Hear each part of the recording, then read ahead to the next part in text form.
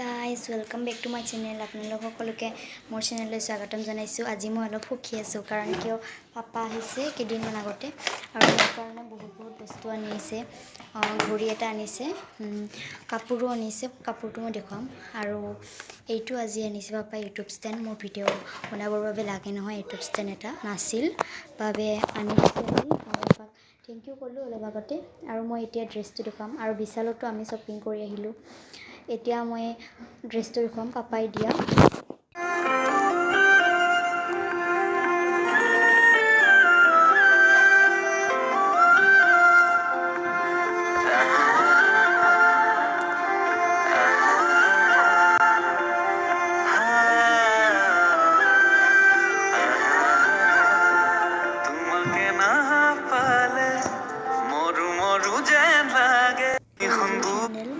পাপাই আৰু মই আমাৰ পুৰা ফেমিলিয়ে গৈ বিশালৰ পৰা শ্বপিং কৰি আহিলোঁ। আৰু এইটো মই চেণ্ডেল কিনিছোঁ 399 টকা। ভণ্টিও এযোৰ কিনিছে, তাইৰ দামটো কিমান মই নাজানো।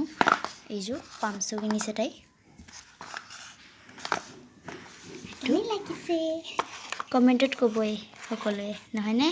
হয়। আৰু এইটো সৰস্বতী মাতাৰ মূৰ্তি কিনি দিছে পাপাই ডিউটিৰ ঠাইৰ পৰা। এনেকৈ মানে বহুত বস্তু আনিছে।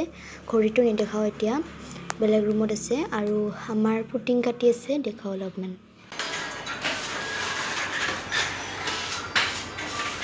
আৰু এইটো হ'ল ভণ্টিৰ মূৰ্তি, সৰু মানুহৰ সৰু মূৰ্তি পূজা কৰিছে আজি ৰাতিপুৱা তাই। গাইজ এই আমাৰ দেউতাৰে নিউ শ্বুজ হয়, ঠাণ্ডাৰ দিনত পিন্ধা শ্বুজ হয়। সেইকাৰণে আৰু ঠাণ্ডাৰ দিনত আৰু ক'ত যাম, সেইকাৰণে একেবাৰতে লৈ আহিছোঁ আমাৰ দেউতাৰ কাৰণে। চফ্ট হয়, ভাল লাগে পিন্ধি, ঠাণ্ডাৰ দিনত বেছি ভাল লাগিব। তো গাইজ আপোনালোকে কেনেকুৱা পাইছে?